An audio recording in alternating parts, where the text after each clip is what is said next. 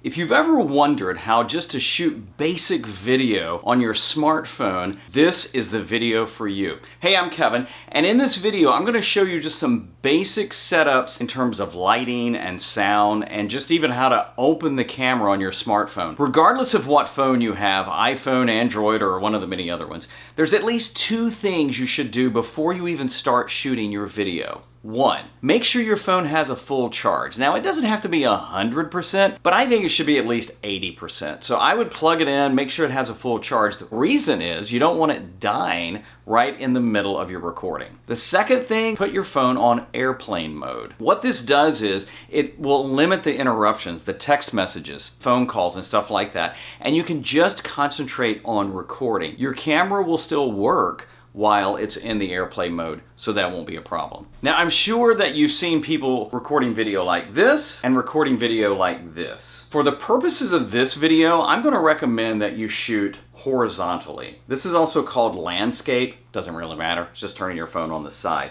The reason is you're going to fill up more of the landscape, more of the picture. There's nothing wrong with shooting like this, but here's the issue. You can't turn this video into this video, but you can turn this into this. One of the tips I have for everybody is to keep yourself dead center. So if you notice right now on this video, I'm kind of in the center of this. If I'm over here like this, and I want to just put this maybe say on Instagram or something like that, it's not going to show up as well. So something to think about is, will you be shooting the video yourself or will you be having help? Why that's important is because when you open your camera, you're going to see these lenses first, these cameras first. So obviously you're thinking, well, where the heck am I? When you open it, you're going to push this button right here, and you see how it's like that. This little icon right here is what you're going to push.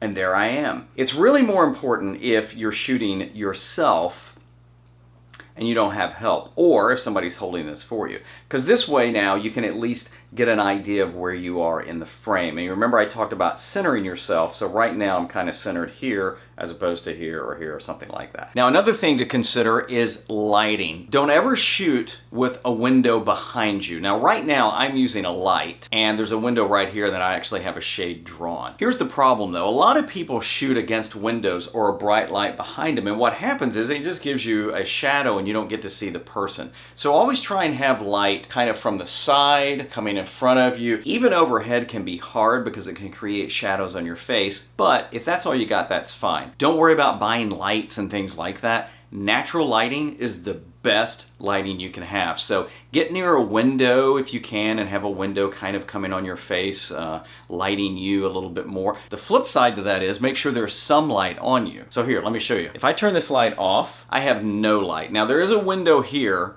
In fact, let me show you that. Right now, this is being lit totally natural, and it did change kind of the colors of it, which looks fine. Natural light is phenomenal, so don't get hung up on, well, I've got to buy a light or something like that. Just as long as it has some light on your face, so we can see you and your pretty face. If you want to experiment with some light around you, you can have a lamp or something like that. So if you see the lamp in the background right now, that is actually just a lamp I bought at Lowe's or Home Depot or somewhere that's got an LED bulb. It's a soft bulb. It's a low wattage bulb. You could have a lamp beside you and give you off some exposure. Now let's talk sound. The best thing you can do is try and shoot your video in the quietest place you can. Not to be confused with the movie A Quiet Place, which is phenomenal.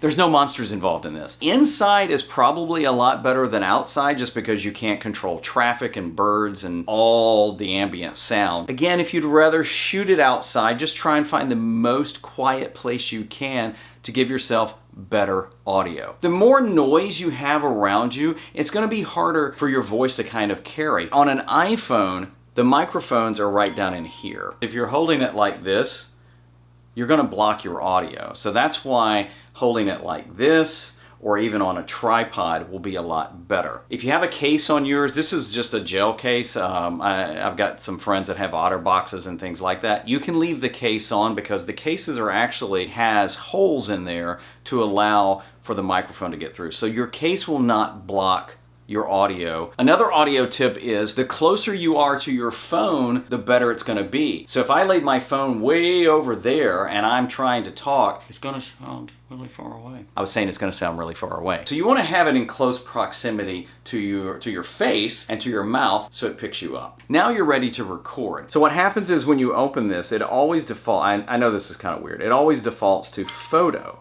What you want to do is change this to video. So if you noticed then, the button also changed from solid to red. So now that you're ready, just hit record. It doesn't do that, I did that. Now another way you're going to know it's recording is see the counter right there? It's counting down. That gives you an accurate time of how long you've been recording. When you're done, you've said all you want to, just hit the record, it goes solid red, and you're done. Another tip about recording. If you think you're going to be recording several different things, one thing you could do is stop and start the recording. Let's say you had 5 things you wanted to talk about. Well, if you do one long video and it takes you 20 minutes to say that, that's a lot to go through. What you could do is stop the recording between each one of your points, and then that way when you're looking back through your phone or you're giving it to somebody to edit or you're editing on your phone or your desktop, then you know each one of those segments, each one of those parts is what you were talking about. You can also use visual things. A lot of times I do that, I do this to let me know that, oh, that last take I liked or something like that. Those are some little tricks that you can do as you get comfortable. Now that you've recorded, here's the cool part. Everything you've recorded is automatically saved to your phone. So depending on what you're going to do with your video after, whether you're going to get it off your phone or share directly from your phone, the nice thing about this now, you can almost share to anywhere, any social media, to a friend via text message or a message on your phone, and it's amazing. The more you do it, the more you're going to get better at it. So those are some basic tips on how to shoot on your phone, and I hope it helped you. If you have any more questions or some comments or some things maybe I didn't address, leave me a comment below and let me know, and I'll get back in touch with you. Anything I can do to help you explore your wonder, I want to. I'm Kevin. Thanks for watching this. Please subscribe, like, share it with somebody else. You have a great today.